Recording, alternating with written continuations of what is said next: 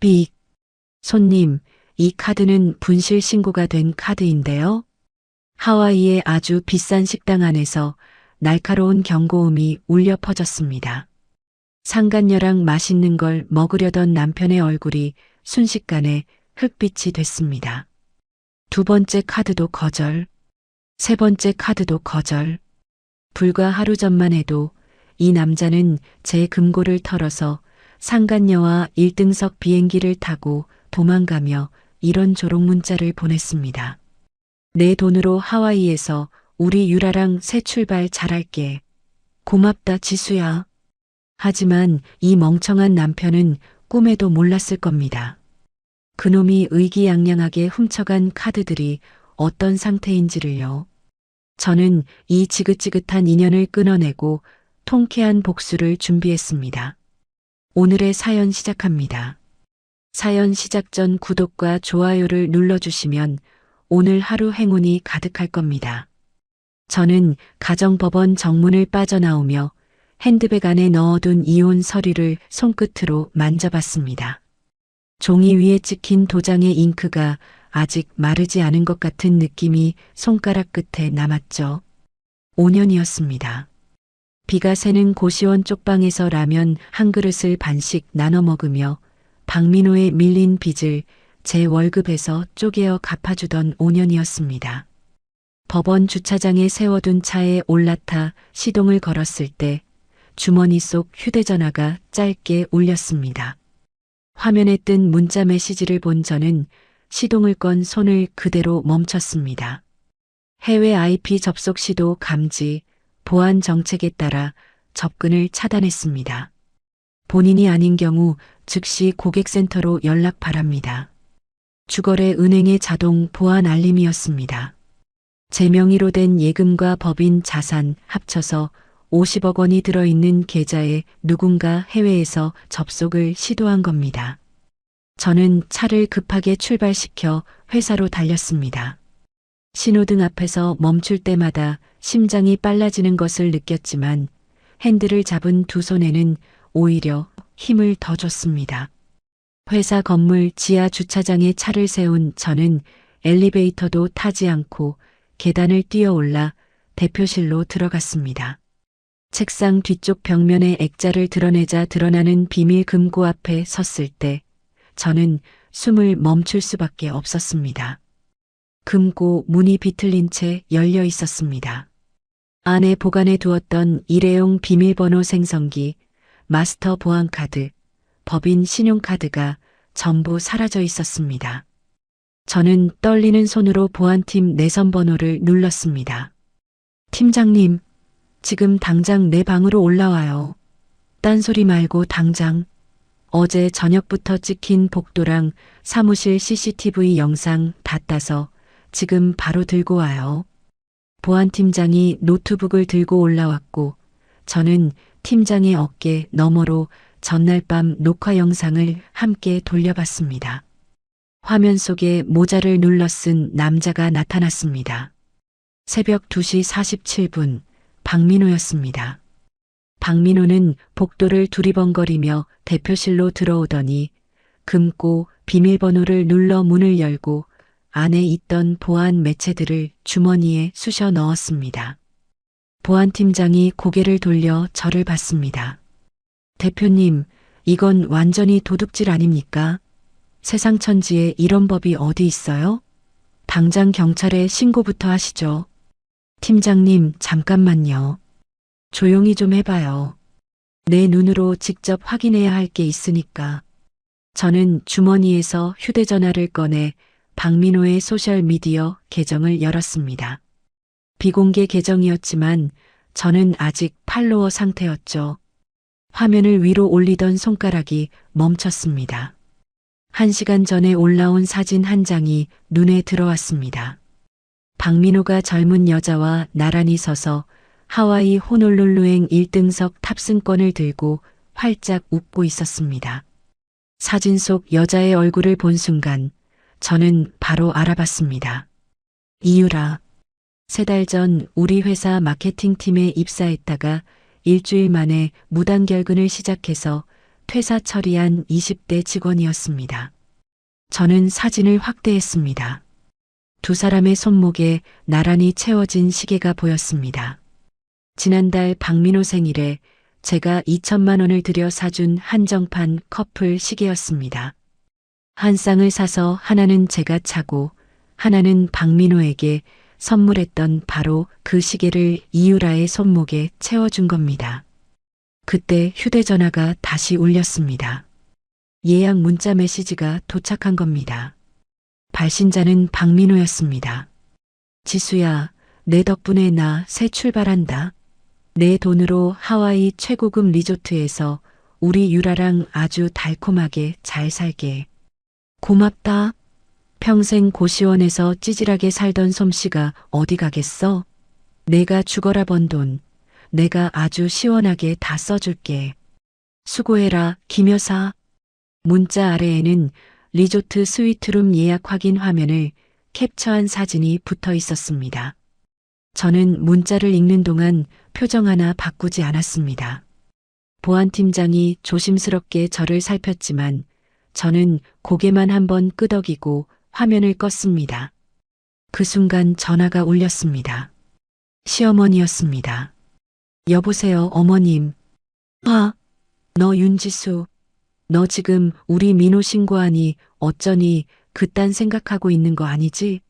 이 독한 것. 너 같은 기 드센년 비위 맞춰주며 살아준 우리 아들이 보살이다, 보살. 그 돈?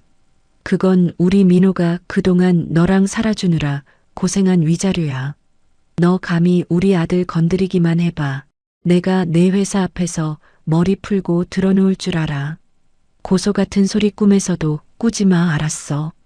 저는 전화기를 귀에서 천천히 떼어 책상 위에 내려놓았습니다. 수화기 너머로 시어머니의 고함이 계속 새어나왔지만 저는 더 이상 듣지 않았습니다. 출입국 관리 사이트에 접속해서 박민호의 출국 기록을 확인했습니다. 오후 5시 35분 출발, 하와이 호놀룰루행. 이미 이륙한 비행기였습니다. 저는 의자 등받이에 몸을 기대고 텅 빈 금고를 바라봤습니다. 서랍을 열었습니다. 지난 5년간 박민호의 빚을 대신 갚으며 쓴 장부들이 나왔습니다. 고시원 월세 영수증, 대출 이자 납입 확인서, 카드 대금 명세서. 한 장 한 장이 제 20대의 마지막과 30대의 시작을 갉아먹은 증거들이었죠. 저는 그 장부들을 한꺼번에 집어들고 책상 옆 문서 파쇄기에 밀어 넣었습니다. 위잉 소리와 함께 종이가 잘게 잘려나갔습니다. 서랍을 더 뒤지던 중 손에 걸리는 봉투 하나가 있었습니다. 열어보니 영수증 뭉치가 쏟아져 나왔습니다. 법인 카드로 결제한 명품 가방, 호텔 숙박, 고급 레스토랑 영수증들이었습니다. 날짜를 확인해 보니 3달 전부터 이어져 있었고 이유라가 입사한 시점과 정확히 겹쳤습니다. 저는 영수증들을 날짜 순으로 정리해 클리어 파일에 한 장씩 끼워 넣었습니다. 그리고 천천히 책상 밑으로 손을 뻗었습니다. 책상 하판 안쪽에 붙여둔 서류 봉투 2개를 떼어냈습니다. 하나는 진짜 회계 장부였고 다른 하나는 주거래 은행에서 발급받은 보안 매체 분실 신고 및 재발급 확인서였습니다. 저는 두 서류를 나란히 책상 위에 올려놓았습니다. 박민호가 의기양양하게 훔쳐간 금고 속 보안 매체들은 일주일 전에 제가 은행에 분실 신고를 넣어 기능을 완전히 죽여버린 빈 껍데기들이었습니다. 박민호의 야반도주 계획을 눈치챈 건 열흘 전이었습니다. 그날 이후 저는 진짜 재산 50억 원을 안전한 신탁 계좌로 옮기고 기존 계좌에는 해외 접속 차단과 해외 결제 금지를 걸어두었습니다. 박민호가 지금 하와이로 가져간 건 쓸모없는 플라스틱 조각들 뿐입니다. 저는 서류를 한 번 더 훑어보고 가지런히 정리한 뒤 의자를 뒤로 밀었습니다. 사무실 창밖으로 저녁 노을이 지고 있었습니다. 내일쯤이면 박민호가 하와이 레스토랑에서 카드를 내밀겠죠. 포스기에서 어떤 소리가 날지, 그때 박민호의 얼굴이 어떻게 변할지 저는 이미 알고 있었습니다. 저는 휴대전화를 집어들고 연락처를 하나 눌렀습니다. 언니, 나 지수야. 나 오늘 도장 찍고 왔어. 근데 그 인간이 사고를 쳤네. 지금 우리 회사로 좀 와줄 수 있어? 보여줄 게 아주 많거든. 제대로 한번 털어보자고. 최미숙 실장은 전화를 받고 40분 만에 회사에 도착했습니다. 편한 옷차림에 세수도 제대로 못한 얼굴이었지만 현관문을 열고 들어서는 눈빛만은 단단했습니다. 지수야, 무슨 일이야? 전화 목소리가 심상치 않더라. 최 실장이 대표실 문을 열며 물었습니다. 저는 대답 대신 책상 위에 펼쳐놓은 서류들과 텅 빈 금고를 가리켰습니다.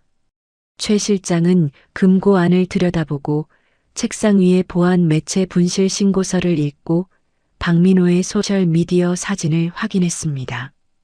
최 실장이 천천히 고개를 들었습니다. 하와이. 상간녀랑 둘이서. 네. 금고에서 가져간 건 일주일 전에 분실 신고 넣어서 다 죽여놓은 껍데기들이에요.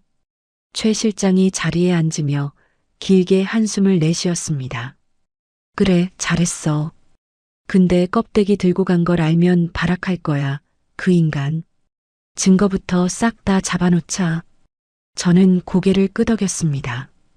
최 실장은 10년 전 제가 이 회사를 처음 세울 때부터 옆에 있던 사람입니다. 최 실장도 한때 남편의 사업 부도와 보증빚을 떠안고 이혼한 경험이 있었기에 돈이 사람을 어떻게 바꾸는지 누구보다 잘 아는 사람이었죠. 최 실장이 자리에서 일어나며 말했습니다. 박민호가 몰던 법인 차량 아직 지하 주차장에 있지? 있을 거예요. 키는 관리실에 맡겨뒀으니까. 최 실장이 대표실을 나서며 손을 내저었습니다. 블랙박스?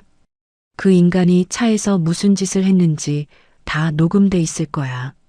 15분 뒤 최 실장이 손바닥만 한 SD카드를 들고 돌아왔습니다. 제 노트북에 카드를 꽂고 복원 프로그램을 돌렸습니다. 삭제된 파일들이 하나둘 살아났습니다. 최 실장이 날짜별로 정렬된 녹음 파일 중 3일 전 파일을 클릭했습니다. 차 안에 대화가 흘러나왔습니다. 박민호의 목소리가 먼저 들렸습니다. 금고 비밀번호는 내가 알아. 결혼기념일 날짜로 해놨거든. 그 안에 보안카드랑 OTP 다 있어. 그거 들고 나오면 50억 전부 우리 거야. 이유라의 목소리가 이어졌습니다. 진짜? 50억이면 하와이에서 10년은 놀고 먹겠다. 오빠, 그 여자가 눈치채면 어떡해? 눈치챌 리가 없어. 이혼 서류에 도장 찍는 날 밤에 금고 털고 다음 날 바로 비행기 타면 돼. 지수가 알아차렸을 때는 이미 하와이야.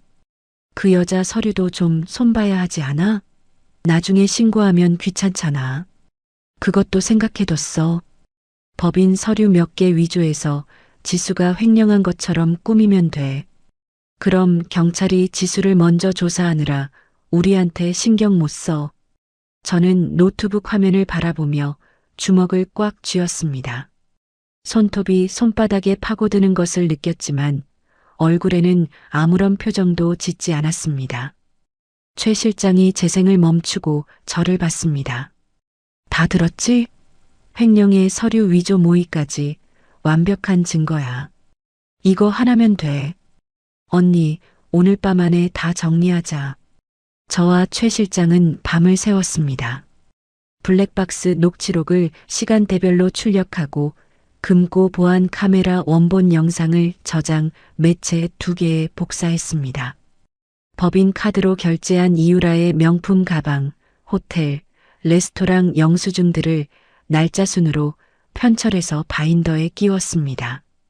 새벽 5시 최 실장이 믹스커피를 2잔 타와서 하나를 제 앞에 놓았습니다. 남의 나라 길바닥에서 여권까지 끊기면 그것만큼 무서운 게 없어. 내가 겪어봐서 알아. 최 실장이 커피를 한 모금 마시며 담담하게 말했습니다. 저는 커피잔을 감싸 쥐고 고개를 끄덕였습니다. 증거 바인더 3권이 책상 위에 가지런히 놓여 있었습니다. 아침 8시가 넘자 직원들이 하나둘 출근하기 시작했습니다. 저는 대표실에서 나와 복도 창문 너머로 1층 로비를 내려다봤습니다. 로비 정문이 벌컥 열렸습니다. 시어머니가 들어서고 있었습니다. 뒤에는 동네 부녀회장과 교회 지인으로 보이는 중년 여자 4명이 따라붙어 있었죠.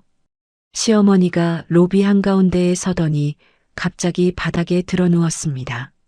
아이고, 이 독한 년이 내 아들을 쫓아냈어. 멀쩡한 남편을 내쫓고 회사를 혼자 꿀꺽하려고 이혼한 거야. 시어머니의 고함이 로비 전체에 울려 퍼졌습니다. 출근하던 직원들이 멈춰서서 어리둥절한 얼굴로 시어머니를 바라봤습니다. 부녀회장이 지나가는 직원 팔을 붙잡았습니다. 아가씨, 너네 사장이 남편을 얼마나 못살게 굴었는지 알아?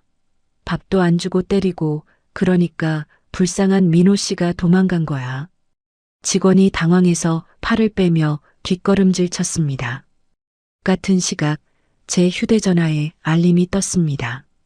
이유라의 소셜미디어에 새 영상이 올라온 겁니다.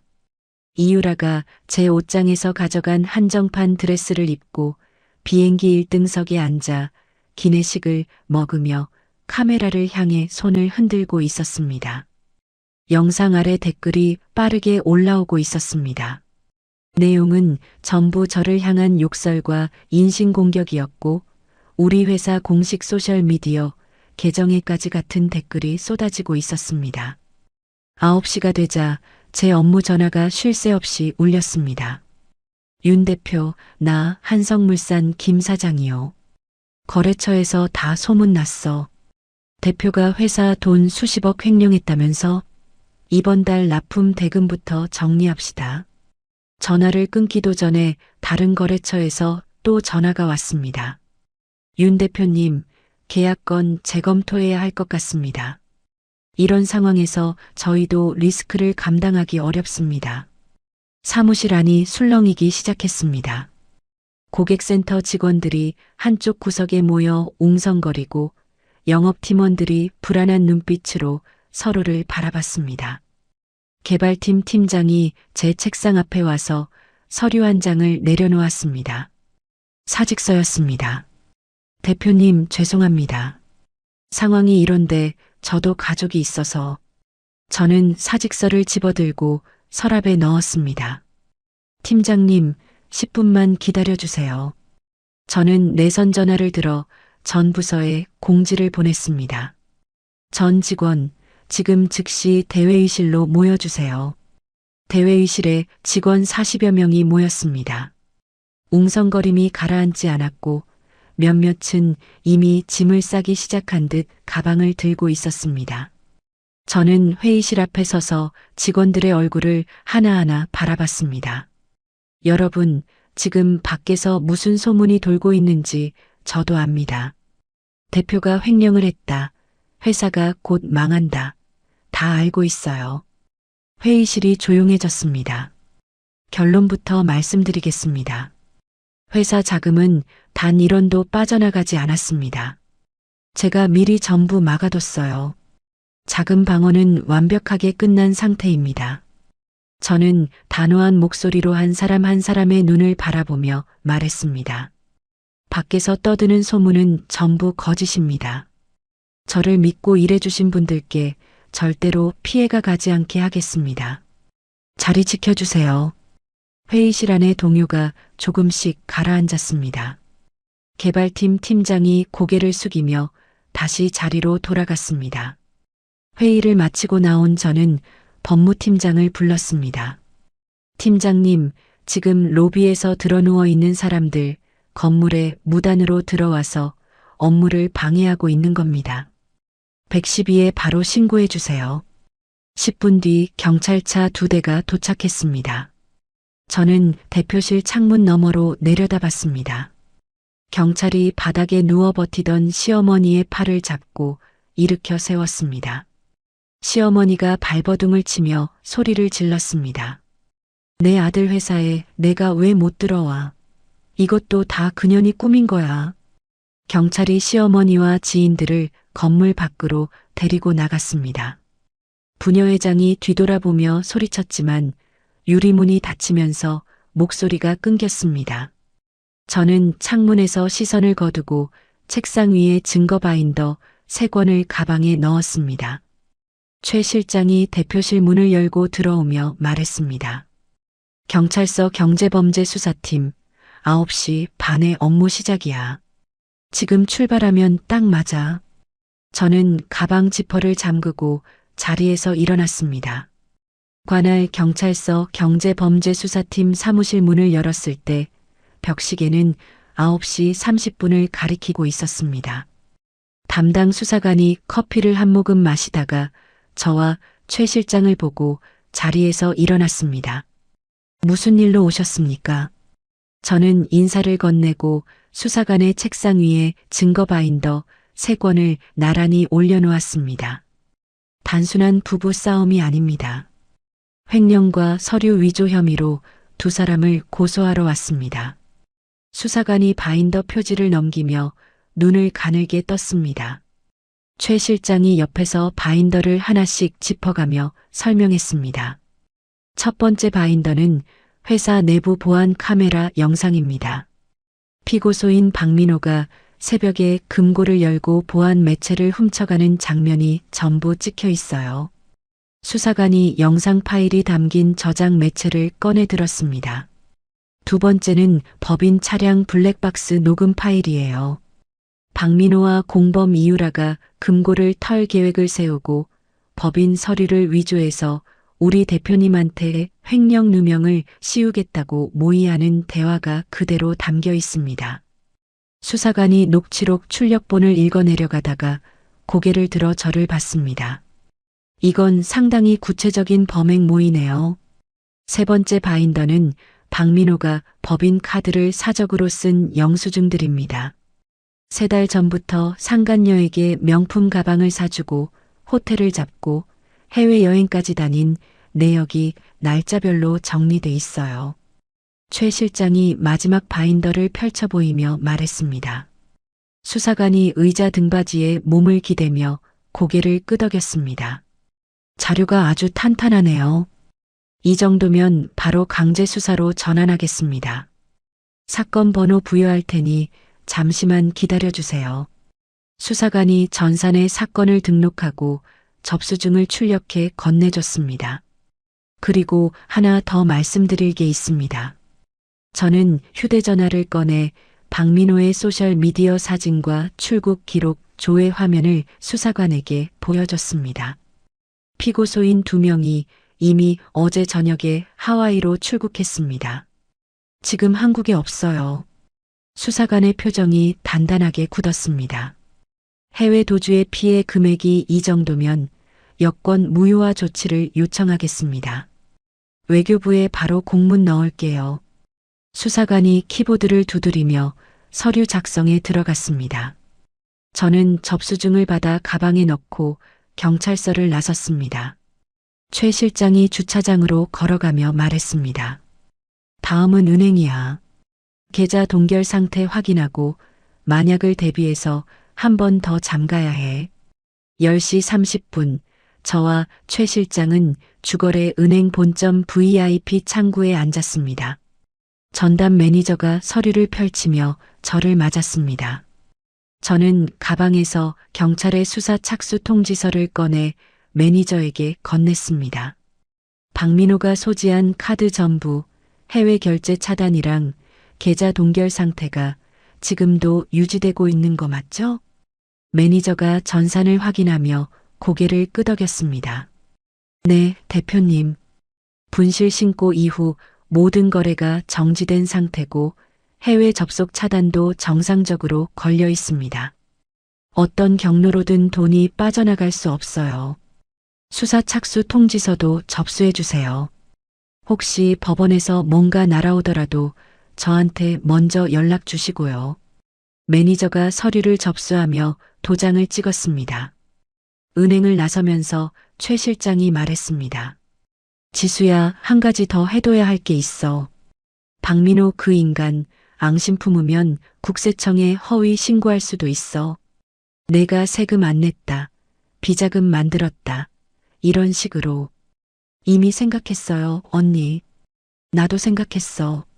그래서 어젯밤에 세무사한테 연락해뒀어. 오늘 오후에 지난 5년치 세금 납부 증명서랑 자금 출처 자료 전부 발급받기로 했어. 저는 최 실장을 바라보며 입꼬리를 살짝 올렸습니다. 10년을 함께한 사람의 손발이 이렇게 맞을 수가 있었습니다. 차로 돌아와 다음 목적지를 향해 출발하면서 저는 법무팀장에게 전화를 걸었습니다. 팀장님, 오늘 아침에 시어머니가 로비에서 난동 부린 거 경찰 출동 기록이랑 현장 사진 전부 확보해뒀죠? 네, 대표님. 보안 카메라 영상도 따로 빼놨습니다. 좋아요. 그 자료 들고 오늘 안으로 법원에 접근금지 가처분 신청 넣어주세요. 회사 100m 안에 못 들어오게요. 전화를 끊고 시계를 봤습니다. 오후 1시가 다 되어가고 있었습니다. 저는 회사로 돌아가 회의실을 준비시켰습니다. 아침에 전화를 걸어와 계약 파기를 말하던 거래처 사장 4명을 직접 불렀습니다. 회의실 테이블에 마주 앉은 거래처 사장들의 표정은 딱딱하게 굳어 있었습니다. 한성물산 김 사장이 팔짱을 끼며 입을 열었습니다. 윤 대표, 솔직히 말해봐요. 횡령이니 뭐니 소문이 이렇게 파다한데 우리가 어떻게 믿고 거래를 이어가겠소? 저는 대답 대신 리모컨을 눌러 회의실 스크린을 켰습니다. 화면에 신탁계좌의 잔고 증명서가 떴습니다. 50억 원이라는 숫자가 선명하게 찍혀 있었습니다. 이게 우리 회사의 현재 자금입니다. 1원도 빠져나가지 않았어요. 스크린이 바뀌며 경찰 고소장 접수증이 나타났습니다. 경찰서 직인이 선명하게 찍혀 있었죠. 그리고 이건 오늘 아침에 경찰서에서 받아온 접수증입니다. 소문의 장본인인 전 남편을 횡령과 서류 위조 혐의로 정식 고소했습니다. 수사가 시작됐어요. 회의실이 조용해졌습니다. 김 사장이 팔짱을 풀고 스크린을 올려다봤습니다. 회사 돈은 처음부터 안전했습니다. 제가 미리 다 막아놨으니까요. 납품 일정에는 아무 문제 없습니다. 저는 거래처 사장들의 눈을 하나씩 바라보며 차분하게 말했습니다. 김 사장이 고개를 끄덕이며 옆 사장들을 돌아봤습니다. 잔고 증명에 경찰 직인까지 찍힌 공문이면 더 볼 것도 없지. 윤 대표, 납품 스케줄 원래대로 돌립시다. 나머지 사장들도 고개를 끄덕였습니다. 저는 자리에서 일어나 악수를 건네며 한 사람씩 배웅했습니다. 회의실 문을 닫고 돌아서는데 최 실장이 휴대전화를 들고 복도에서 기다리고 있었습니다. 지수야, 방금 외교부에서 경찰서로 회신이 왔대. 박민호랑 이유라 여권 무효화 승인 떨어졌어. 저는 복도 한가운데에서 걸음을 멈췄습니다. 전산에 올라갔어? 응. 공식 처리 완료됐대. 지금부터 두 사람 여권은 종이 쪼가리야. 현지에서 경찰한테 걸리면 바로 불법 체류자 신세야. 최 실장이 휴대전화를 주머니에 넣으며 말했습니다. 저는 대표실로 돌아와 의자에 앉았습니다. 창밖으로 오후의 햇살이 기울고 있었습니다. 시차를 계산해 봤습니다. 한국이 오후 3시면 하와이는 저녁 무렵입니다. 비행기에서 내려 리조트에 짐을 풀고 슬슬 저녁을 먹으러 나설 시간이었죠. 최 실장이 믹스커피를 한 잔 더 타와서 제 책상에 놓으며 말했습니다. 고지야, 카드 긁는 순간 알게 되겠지. 저는 커피잔을 들어 한 모금 마시고 모니터를 켰습니다. 밀린 업무 메일함을 열고 하나씩 처리하기 시작했습니다. 하와이 와이키키 해변의 저녁 하늘이 붉게 물들 시간이었습니다. 저는 서울 사무실에서 오후 업무를 보고 있었지만 머릿속으로는 태평양 건너편의 시간을 함께 세고 있었죠. 그 시각 박민호와 이유라는 해변이 내려다 보이는 고급 레스토랑에 앉아 있었을 겁니다. 제가 그날 밤의 상황을 알게 된 건 나중에 미국 현지 경찰 보고서와 레스토랑 보안 카메라 영상을 통해서였습니다. 박민호가 스테이크를 다 먹고 종업원을 불러 세웠습니다. 카드로 계산할게. 박민호는 양복 안주머니에서 금고에서 훔쳐온 법인 카드를 꺼내 자신만만한 표정으로 종업원에게 건넸습니다. 종업원이 카드를 포스기에 꽂았습니다. 삐. 날카로운 경고음이 울렸습니다. 포스기 화면에 붉은색 글씨가 떴습니다. 분실 신고된 카드, 거래 정지. 종업원이 카드를 빼들고 박민호를 바라봤습니다. 손님, 이 카드는 사용할 수 없습니다. 분실 신고가 접수된 카드라고 나오네요. 박민호의 얼굴에서 웃음이 사라졌습니다. 뭐, 그럴 리가 없는데. 다시 한번 해봐. 종업원이 한 번 더 카드를 꽂았지만 결과는 같았습니다. 박민호가 지갑을 뒤져 개인 신용카드를 꺼냈습니다. 첫 번째 카드, 승인 거절. 두 번째 카드, 승인 거절. 세 번째 카드, 승인 거절. 세 장 모두 해외 결제 차단이 걸려 있었습니다.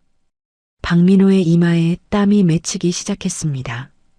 박민호가 급하게 가방에서 훔쳐온 일회용 비밀번호 생성기를 꺼내 스마트폰 뱅킹 앱을 열었습니다. 비밀번호를 입력했습니다.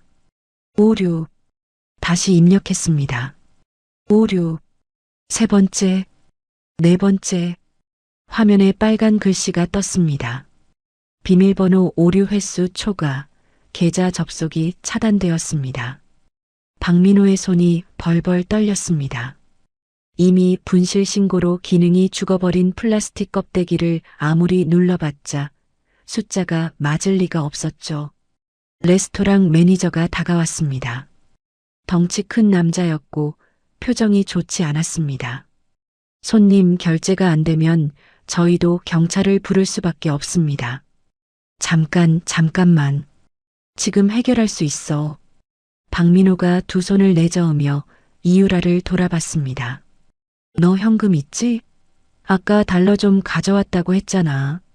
이유라가 인상을 찌푸리며 명품 가방을 열었습니다. 이게 뭐야, 오빠. 카드가 왜 안 돼? 됐으니까 빨리 돈이나 꺼내. 이유라가 가방 안쪽을 뒤져 비상금으로 챙겨온 달러 지폐를 탈탈 털어 테이블 위에 올렸습니다. 간신히 밥값을 맞춘 금액이었습니다. 매니저가 돈을 세어보고 고개를 끄덕이며 물러났지만 주변 테이블의 손님들이 고개를 돌려 두 사람을 빤히 쳐다보고 있었습니다. 이유라가 레스토랑 문을 나서자마자 박민호의 팔을 뿌리치며 소리쳤습니다. 50억을 들고 나왔다며. 이게 뭐야, 지금. 내 비상금으로 밥값을 내. 나도 모르겠다고. 분명히 다 가져왔는데 왜 안 되는 거야? 두 사람은 거리 한가운데서 서로를 노려보며 언성을 높였습니다. 그들이 리조트로 돌아간 건 밤 9시가 넘어서였습니다.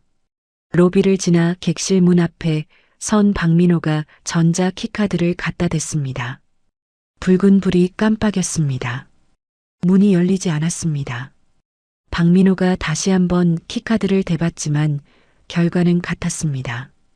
박민호가 프런트 데스크로 뛰어갔습니다. 방문이 안 열려.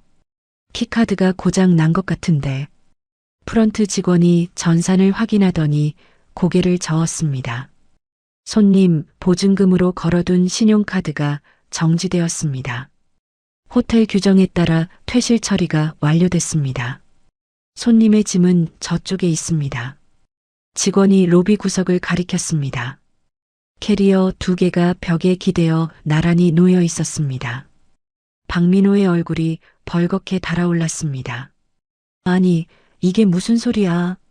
우리 스위트룸 3박 예약했단 말이야. 매니저 불러. 박민호가 프런트 데스크를 손바닥으로 내리치며 소리를 질렀습니다. 로비에 있던 다른 투숙객들이 일제히 고개를 돌렸습니다. 보안 요원 2명이 다가왔습니다. 어깨가 넓고 키가 큰 현지 남자들이었습니다.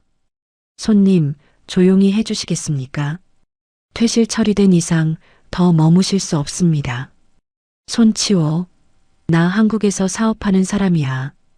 박민호가 팔을 휘둘렀지만 보안 요원들이 양팔을 잡고 출입문 쪽으로 끌고 갔습니다. 이유라가 뒤따라가며 비명을 질렀지만 보안 요원은 캐리어까지 밖으로 내보내고 유리문을 닫았습니다. 리조트 앞 아스팔트 위에 내던져진 박민호가 바닥에 주저앉아 하늘을 올려다봤습니다.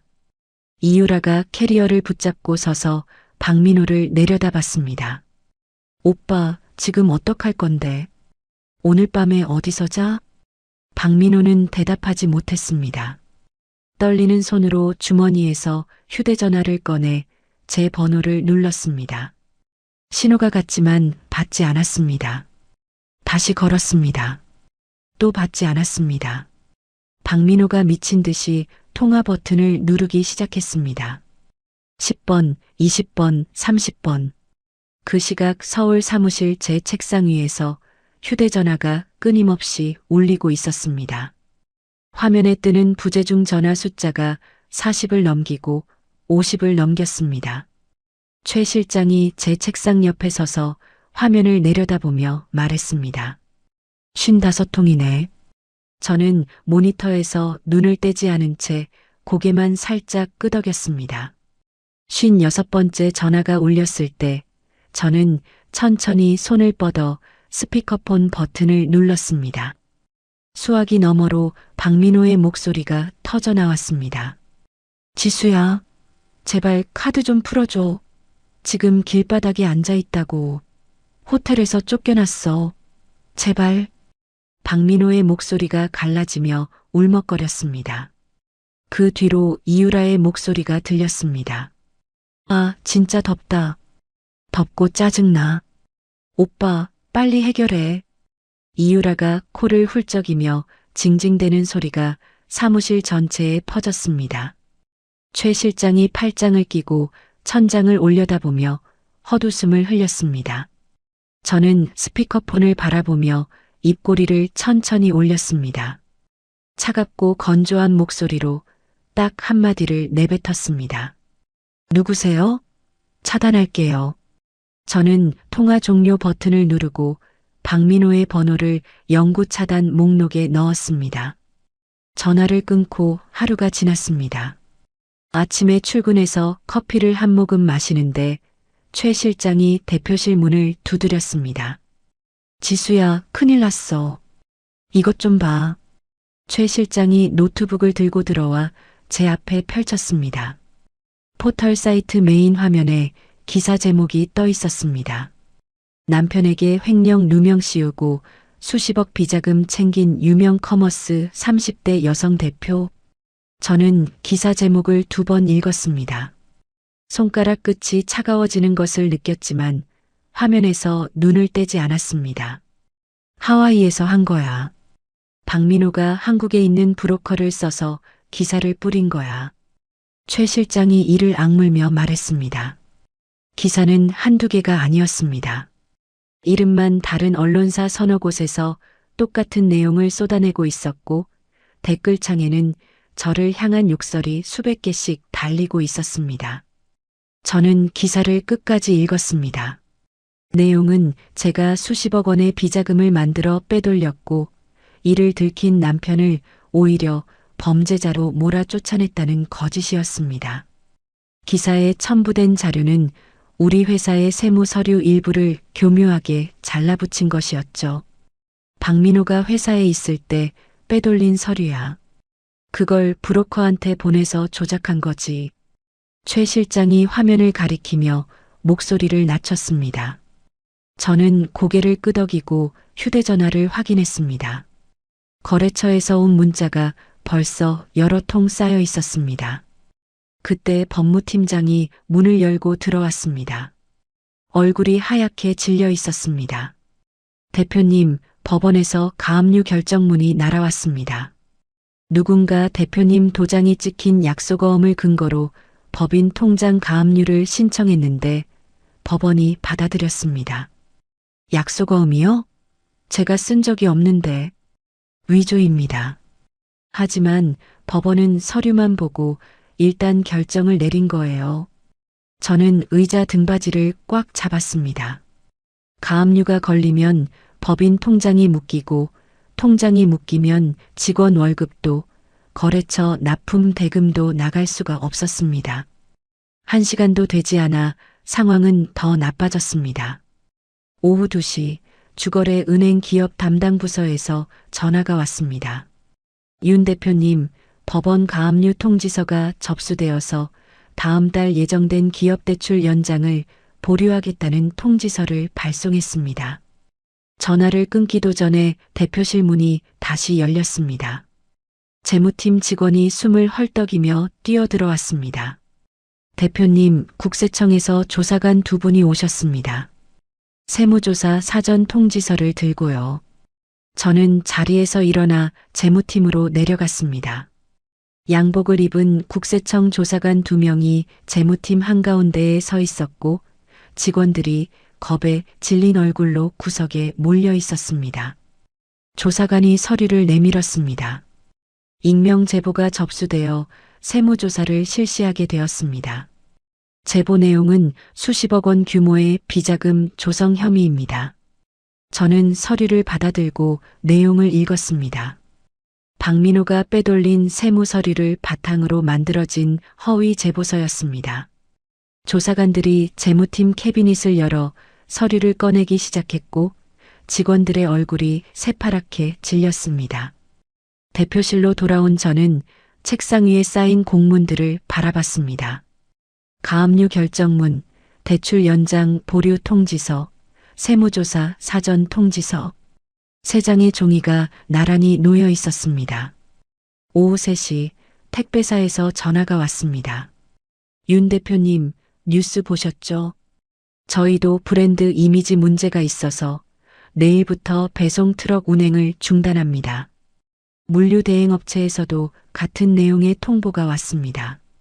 배송이 멈추면 물건이 나가지 못하고 물건이 나가지 못하면 매출이 끊기는 겁니다.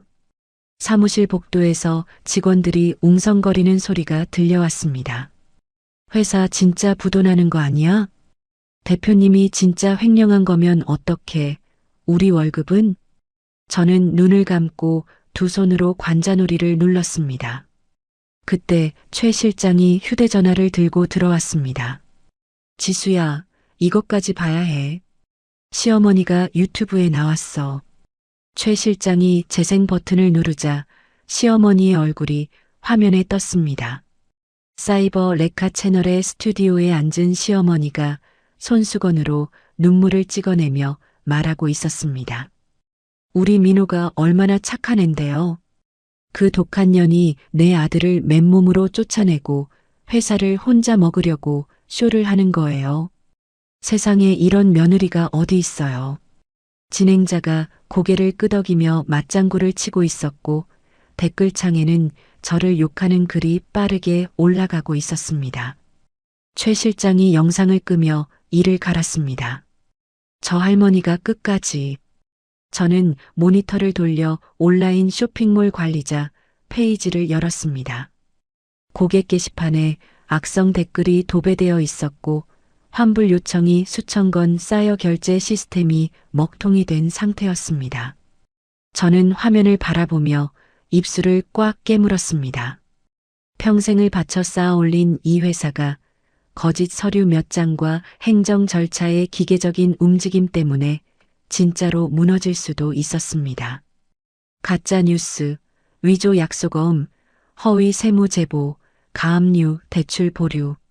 하나하나는 종이 쪼가리에 불과했지만 그것들이 동시에 쏟아지자 회사의 숨통을 틀어막고 있었습니다. 저는 관할 경찰서에서 온 문자를 확인했습니다. 박민호가 브로커를 통해 제출한 허위 진술서를 근거로 저를 횡령과 탈세 혐의로 소환 조사하겠다는 내용이었습니다. 대표실 창밖이 어두워지고 있었습니다. 저는 공문들을 한 장씩 다시 읽어본 뒤 가지런히 정리해서 파일에 끼웠습니다. 최 실장이 대표실 소파에 앉아 저를 지켜보고 있었습니다. 저는 최 실장을 바라보며 입을 열었습니다. 언니, 우리가 미리 준비해둔 거 있잖아. 세무사한테 받아놓은 5년치 세금 증명서랑 자금 출처 자료. 그것만이 아니야. 내일 아침에 전부 들고 나가자. 최 실장이 소파에서 일어나며 고개를 끄덕였습니다. 로펌은? 대형 로펌 변호사한테 오늘 밤에 연락할 거예요. 내일 아침 9시에 경찰서 앞에서 만나기로요. 최 실장이 소매를 걷어붙이며 말했습니다. 좋아. 그럼 나는 오늘 밤에 서류 한 번 더 점검할게. 이론이라도 틈이 있으면 안 돼. 저는 최 실장에게 고개를 숙여 인사하고 휴대전화를 들어 변호사 번호를 눌렀습니다. 내일 아침 이 책상 위에 쌓인 공문들을 하나씩 찢어낼 겁니다. 법이 그들의 무기가 됐다면 저도 법으로 되받아치면 됩니다.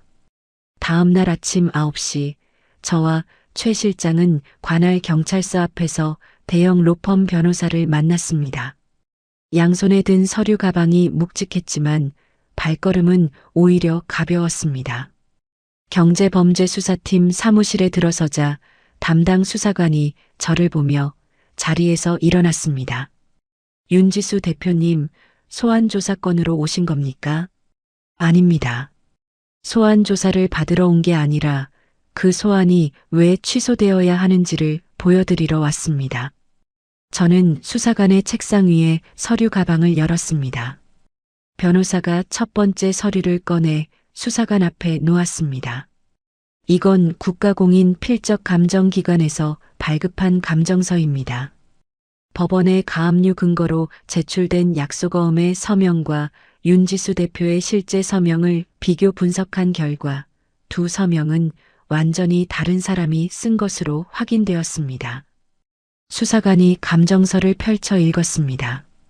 감정 결과란에 필적 불일치, 위조 가능성 극히 높음이라는 문장이 선명하게 찍혀 있었습니다. 수사관이 고개를 들어 저를 봤습니다. 저는 두 번째 서류를 꺼냈습니다. 이건 사설 조사를 통해 확보한 금융 거래 내역입니다. 박민호가 한국에 있는 브로커에게 착수금을 보낸 대포 통장 기록이에요. 날짜와 금액이 전부 찍혀 있습니다. 수사관이 거래 내역서를 받아들고 한 줄 한 줄 읽어 내려갔습니다. 브로커가 이 돈을 받고 약속어음을 위조했고 국세청에 허위 제보서를 접수했고 언론사에 조작된 자료를 뿌렸습니다. 전부 돈으로 산 겁니다. 변호사가 거래 내역의 날짜를 손가락으로 짚으며 말했습니다. 수사관이 의자에 등을 기대며 한숨을 내쉬었습니다. 윤 대표님께 접수된 소환조사 건은 전면 취소하겠습니다. 그리고 이 브로커 신상 파악되어 있습니까? PC방 접속 기록까지 확보해뒀습니다. 브로커가 허위 제보서를 작성하고 전송한 장소와 시간이 전부 나옵니다. 최 실장이 마지막 서류를 꺼내 수사관에게 건넸습니다. 수사관이 서류를 모두 훑어보고 키보드를 두드렸습니다. 브로커에 대한 체포영장 청구 들어갑니다. 윤 대표님, 오늘 중으로 처리하겠습니다. 경찰서를 나선 시각이 10시 반이었습니다. 저는 차에 올라타며 최 실장에게 말했습니다. 다음은 국세청이에요. 11시 국세청 특별조사팀 사무실에 들어섰습니다. 어제 회사에 찾아왔던 조사관 2명이 책상 앞에 앉아 있었습니다. 저는 조사관의 책상 위에 서류를 올려놓았습니다. 지난 5년간 저희 회사의 세금 납부 증명서, 전부와 모든 자금의 출처를 한 건씩 대조한 원장 대조표입니다. 최 실장이 바인더를 펼치며 설명을 이었습니다. 이 원장 대조표는 공인 세무사가 작성한 겁니다. 매출 장부와 세금 신고 내역을 이런 단위까지 맞춰놨어요. 비자금이 있었다면 어딘가에서 숫자가 안 맞겠죠. 하지만 보시다시피 오차가 없습니다. 조사관이 원장 대조표를 한 장씩 넘기며 계산기를 두드렸습니다. 5분, 10분, 15분. 조사관의 손이 멈췄습니다.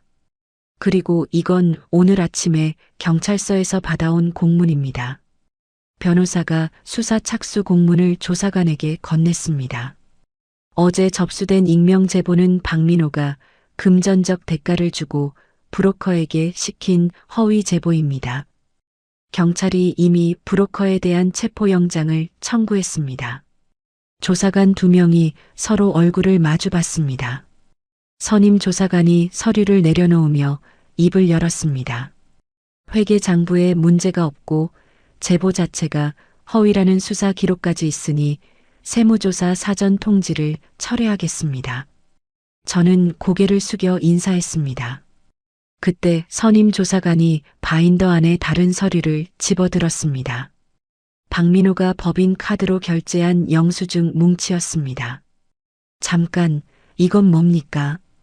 법인 카드로 명품 매장, 호텔, 유흥업소 결제가 수십 건이네요. 전 남편 박민호가 법인 카드를 사적으로 쓴 내역입니다. 전부 회사 경비가 아니라 개인 유흥비예요. 조사관이 영수증을 한 장씩 넘기며 눈을 가늘게 떴습니다. 이건 탈세에 해당합니다. 법인 경비로 처리된 개인 지출이니까요. 박민호 씨에게 별도로 세금 추징 고지서를 발부하겠습니다. 국세청을 나선 시각이 낮 12시였습니다. 최 실장이 차에 올라타며 손가락을 꼽았습니다. 경찰 소환 취소, 세무조사 철회, 박민호한테 세금 추징. 남은 건 가압류 취소랑 은행 대출이야. 오후에 한꺼번에 끝내요. 오후 1시 변호사가 법원에 가압류 이해 신청서와 브로커에 대한 형사 고소장을 접수했습니다. 필적 감정서와 경찰 수사 기록을 첨부한 이해 신청서를 검토한 법원은 하루 만에 가압류 취소 결정을 내렸습니다. 결정문이 팩스로 주거래 은행에 전송되었고 은행은 즉시 대출 연장 보류를 취소하고 법인 통장을 정상으로 돌려놓았습니다. 오후 3시 저는 변호사에게 전화를 걸었습니다. 가짜 뉴스 낸 언론사들한테 언론중재위를 통해 정정 보도를 청구해 주세요.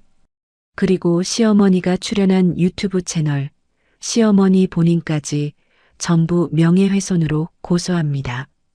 저녁이 되기 전에 포털 사이트 메인에 걸려있던 가짜 뉴스 기사들이 내려가고 그 자리에 정정보도 사과문이 올라갔습니다. 시어머니의 인터뷰 영상은 삭제되었고 해당 유튜버와 시어머니에 대한 고소장이 경찰에 접수되었습니다. 사무실로 돌아오니 물류대행업체에서 전화가 와 있었습니다. 윤 대표님, 사과드립니다. 뉴스를 보고 성급하게 판단했습니다. 배송 트럭 내일 아침부터 정상 운행하겠습니다. 택배사에서도 같은 내용의 연락이 왔습니다. 가짜 뉴스가 사라지고 법원 결정문이 나오자 이탈했던 업체들이 하나둘 돌아온 겁니다. 저는 수화기를 내려놓고 최 실장을 바라봤습니다. 언니, 경찰서에서 연락 온 거 있어? 최 실장이 고개를 끄덕이며 메모지를 읽었습니다. 박민호한테 무고죄랑 브로커 매수 혐의를 추가해서 인터폴에 적색 수배를 요청했대. 외교부도 미국 주재 한국 영사관을 통해서 미국 이민국에 공식 통보했고 박민호가 여권 무효화된 도피자라는 거. 저는 의자에 등을 기대고 천장을 올려다봤습니다. 아침에 이 방을 나설 때 책상 위에 산더미처럼 쌓여있던 공문들이 전부 처리되어 서랍 안으로 들어갔습니다. 최 실장이 자판기 커피 2잔을 들고 와서 하나를 제 앞에 놓았습니다. 오늘 하루에 다 끝냈네. 언니가 미리 서류 준비해놔서 가능한 거였어요. 최 실장이 커피를 한 모금 마시며 웃었습니다. 저는 커피잔을 들어 입술에 대고 창밖으로 어두워지는 하늘을 바라봤습니다. 하와이 쪽은 지금 한낮일 겁니다. 카드도 안 되고 여권도 죽고 인터폴 수배까지 떨어진 두 사람이 그 뜨거운 햇볕 아래에서 어떤 꼴이 되어가고 있을지 저는 더 이상 궁금하지 않았습니다. 제가 서울에서 모든 공문을 처리하고 며칠이 지난 뒤였습니다. 하와이 현지에서 벌어진 일들은 나중에 미국 경찰 보고서와 한국 영사관의 공식 기록을 통해 알게 되었습니다. 박민호와 이유라는 호놀룰루 외곽의 텐트촌으로 밀려나 있었습니다. 노숙자들이 비닐 천막을 치고 모여 사는 빈민가였습니다. 수백 달러짜리 스테이크를 먹던 두 사람이 며칠 만에 쓰레기통을 뒤지는 신세가 된 겁니다. 하와이의 낮 기온은 30도를 넘겼고 밤에는 벌레가 들끓었습니다. 두 사람은 한인 관광객들이 지나가면 다가가 한국말로 돈을 빌려달라고 사정했지만 때가 잔뜩 낀 얼굴과 구겨진 명품 옷차림을 본 관광객들은 고개를 돌리고 발걸음을 빨리 했습니다. 사흘째 제대로 된 끼니를 먹지 못한 날이었습니다. 박민호가 텐트촌 근처 쓰레기통에서 누군가 먹다 버린 샌드위치 반 조각을 주었습니다. 박민호는 이유라가 텐트 안에서 자고 있는 줄 알고 쓰레기통 뒤에 쪼그리고 앉아 혼자 샌드위치를 입에 넣었습니다. 이유라가 텐트에서 나왔습니다. 박민호의 뺨이 불룩하게 움직이는 것을 보고 이유라의 얼굴이 일그러졌습니다. 뭐 먹고 있는 거야? 박민호가 손을 등 뒤로 감추며 고개를 저었습니다. 아무것도 아니야. 아무것도 아니긴. 입에 뭐가 들어있잖아. 나는 3일째 굶고 있는데 혼자 숨어서 먹고 있어? 이유라가 박민호의 손을 잡아 비틀었습니다. 손바닥 위에 반쯤 뜯긴 샌드위치 조각이 있었습니다. 이 나쁜 놈아. 이유라가 박민호의 뺨을 올려붙였습니다. 찰싹 소리가 텐트촌에 울렸습니다. 박민호의 머릿속에서 무언가가 끊어졌습니다. 하와이까지 와서 길바닥에 앉아 쓰레기를 주워 먹다가 뺨까지 맞은 겁니다. 너 때문이야. 내가 하와이 가자고 하지 않았어? 리조트에서 살자고, 영엘리치 라이프 하자고, 그래서 내가 금고까지 턴 거잖아. 박민호가 소리를 지르며 이유라의 손목을 잡았습니다. 내 탓? 50억 들고 나온다고 큰 소리 친 건 오빠잖아. 고작 카드 몇 장이 전 재산이었어? 사기꾼이 따로 없네. 이유라가 박민호의 머리채를 움켜잡았습니다. 박민호가 이유라의 팔을 뿌리치다 두 사람이 함께 아스팔트 위에 넘어졌습니다. 한여름 하와이 길바닥 한가운데에서 두 사람은 서로의 머리채를 잡고 피가 날 때까지 뒹굴며 싸웠습니다. 수천만 원짜리 명품 옷에 피와 먼지가 뒤범벅이 됐고 박민호의 입술이 찢어져 피가 흘렀습니다. 그때 순찰차 한 대가 텐트촌 앞에 멈췄습니다. 현지 경찰 2명이 차에서 내려 뒹굴고 있는 두 사람을 향해 뛰어왔습니다. 멈춰. 바닥에 엎드려. 경찰이 박민호의 팔을 꺾어 바닥에 눌렀고 다른 경찰이 이유라의 양팔을 뒤로 잡았습니다. 찰칵 수갑이 채워지는 소리가 2번 울렸습니다.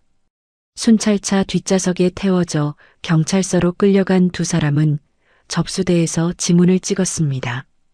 경찰관이 전산에 두 사람의 여권 번호를 입력하자 화면에 붉은색 경고 표시가 떴습니다. 여권 무효화. 인터폴 적색 수배. 한국 영사관의 범죄인 인도 협조 요청. 경찰관이 동료를 불러 화면을 함께 확인했습니다. 이 두 사람 단순 폭행범이 아니야. 여권이 취소된 불법 체류자인데 본국에서 적색 수배까지 내려져 있어. 경찰관이 무전기를 들어 이민국에 연락했습니다. 30분 뒤 정장을 입은 이민국 요원 2명이 경찰서에 나타났습니다. 박민호와 이유라는 이민국 요원들에게 인계되어 이민자 구치소로 이송되었습니다. 차가운 시멘트 바닥 위에 철창이 있었습니다. 주황색 죄수복으로 갈아입은 두 사람은 같은 구치소 안에서 칸막이 하나를 사이에 두고 떨어져 앉았습니다. 박민호가 철창 너머로 이유라를 봤습니다. 유라야, 변호사를 구해야 해. 누구한테 전화라도 해보자. 이유라가 무릎에 얼굴을 묻은 채 대답했습니다. 전화할 데가 어딨어. 돈이 있어야 변호사를 부르지. 오빠가 다 말아먹었잖아. 내가 말아먹긴 뭘 말아먹어. 너만 안 따라왔으면 이렇게까지 안 됐어. 뭐? 나보고 안 따라왔으면 됐다고? 오빠가 하와이에서 같이 살자고 매달린 거 잊어먹었어? 철창 안에서 두 사람의 목소리가 높아졌지만 교도관이 철창을 쳐서 조용히 시켰습니다. 며칠 뒤 강제 송환 서류가 내려왔습니다. 변호사를 선임할 돈도 추방 재판을 다툴 방법도 없었습니다. 박민호가 떨리는 손으로 송환 동의서에 지장을 찍었고 이유라도 고개를 숙인 채 같은 서류의 손도장을 눌렀습니다. 이민국 요원들이 양팔을 잡고 두 사람을 공항으로 데려갔습니다. 일반 승객들과 완전히 격리된 통로를 지나 비행기 맨 뒷좌석에 나란히 앉혀졌습니다. 두 사람의 손목에는 여전히 수갑이 채워져 있었습니다. 하와이로 올 때 입었던 수천만 원짜리 명품 옷은 며칠간의 노숙으로 때가 끼고 찢어져 넝마가 되어 있었습니다. 박민호의 셔츠에는 핏자국이 묻어 있었고 이유라의 드레스에서는 쉰내가 났습니다. 10시간이 넘는 비행 내내 두 사람은 수갑을 찬 채로 서로를 원망했습니다. 내가 금고에 진짜 돈이 있다고 했잖아. 내가 카드가 될 거라고 했잖아. 오빠만 아니었으면 나는 한국에서 잘 살고 있었어. 너만 아니었으면 나는 이혼만 하고 끝났어. 승무원들이 불편한 표정으로 고개를 돌렸고 요원들은 묵묵히 두 사람 사이에 앉아 있었습니다. 비행기가 하강을 시작했습니다. 창밖으로 인천공항의 활주로가 보이기 시작하자 박민호의 얼굴이 하얗게 질렸습니다. 이유라는 고개를 떨군 채 입술을 깨물었습니다. 비행기가 덜컹거리며 착륙했습니다. 문이 열리자마자 탑승교 앞에 양복을 입은 형사 4명이 서 있었습니다. 박민호 씨, 이유라 씨, 횡령, 사문서 위조, 무고 혐의로 체포합니다. 형사가 체포영장을 펼쳐 보이며 두 사람의 이름을 불렀습니다.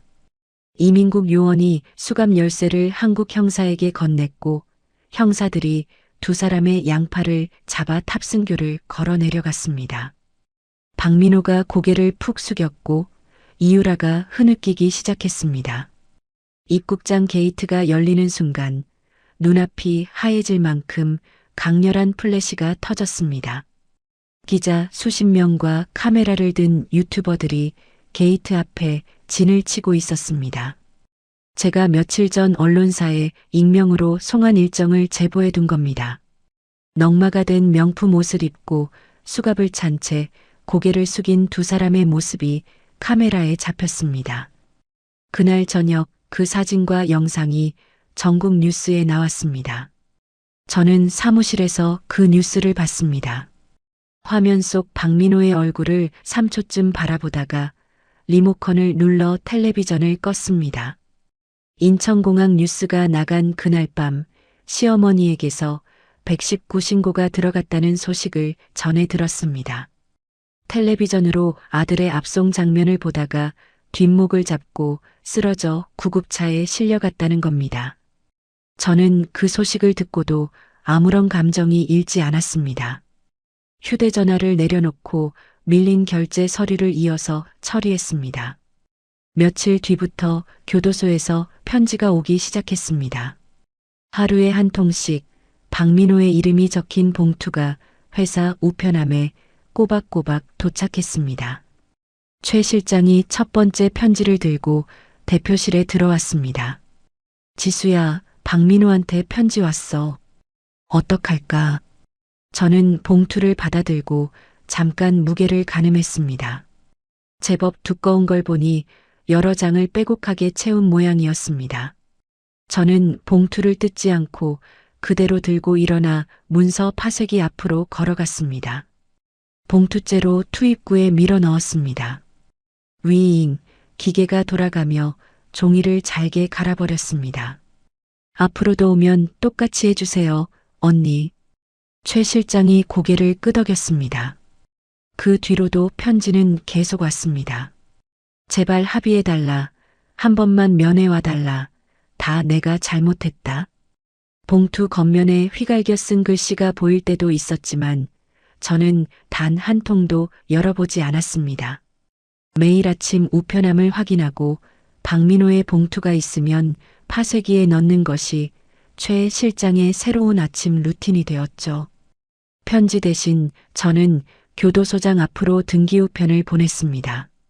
봉투 안에는 국세청이 박민호에게 발부한 세금 추징 고지서와 변호사가 작성한 20억 원 규모의 손해배상 청구서가 들어 있었습니다. 법인 카드를 사적으로 쓴 유흥비에 대한 세금, 회사에 끼친 손해에 대한 배상금, 브로커를 매수해 가짜 뉴스를 뿌린 것에 대한 배상금, 항목별로 빼곡하게 정리된 금액의 합계를 보면 박민호가 평생을 일해도 갚기 어려운 숫자였습니다. 재판은 빠르게 진행되었습니다. 제가 준비해둔 증거들이 워낙 단단했기 때문입니다. 블랙박스 녹음, 금고 보안 카메라 영상, 법인 카드 영수증, 브로커 대포 통장 거래 내역. 박민호 쪽 변호사가 반박할 수 있는 것은 아무것도 없었습니다. 박민호는 법정에서 마지막 진술을 할 때 울먹거렸습니다. 저는 아내가 벌어준 돈으로 편하게 살다가 욕심이 생겼습니다. 제가 잘못했습니다. 선처를 부탁드립니다. 저는 방청석에 앉아 그 모습을 지켜봤습니다. 5년 전 고시원 쪽방에서 라면을 끓여주던 그 남자의 얼굴과 법정에서 고개를 조아리는 지금의 얼굴이 겹쳤다가 흩어졌습니다. 재판부는 박민호에게 징역 5년을 선고했습니다. 횡령, 사문서 위조, 무고, 3가지 혐의 모두 유죄였습니다. 이유라도 같은 달에 재판을 받았습니다. 횡령 공범과 사문서 위조 혐의로 징역 3년이 선고되었고 이유라는 여자 교도소로 이감되었습니다. 감옥 안에서도 두 사람은 서로에게 죄를 뒤집어 씌우는 서면을 주고받았다는 이야기를 나중에 전해 들었습니다. 박민호는 이유라가 하와이를 가자고 꼬드겼다고 했고 이유라는 박민호가 50억이 있다며 속였다고 했습니다. 끝까지 추악한 사람들이었습니다. 시어머니도 빠져나가지 못했습니다. 유튜브 채널에서 허위 인터뷰를 한 건으로 명예훼손 유죄 판결을 받았고 회사 로비에서 난동을 부린 건으로 업무방해 벌금형이 나왔습니다. 합의금과 벌금을 합친 금액을 감당할 수 없었던 시어머니는 살던 집이 경매로 넘어갔습니다. 저를 갉아먹던 사람들이 하나씩 제자리를 찾아간 뒤 저는 비로소 숨을 깊게 들이쉴 수 있었습니다. 사건이 마무리된 다음 주 월요일 아침 저는 전 직원을 대회의실에 모았습니다. 지난번 긴급 브리핑 때와 같은 장소였지만 분위기는 완전히 달랐습니다. 직원들의 얼굴에 불안 대신 기대가 떠 있었습니다. 저는 회의실 앞에 서서 최 실장을 바라봤습니다. 최 실장이 자리에서 일어서려다 저와 눈이 마주치자 멈칫했습니다. 최미숙 실장님. 저는 또렷한 목소리로 이름을 불렀습니다. 10년 전에 이 회사가 사무실 하나짜리 창고에서 시작했을 때부터 옆에 있어 주셨죠.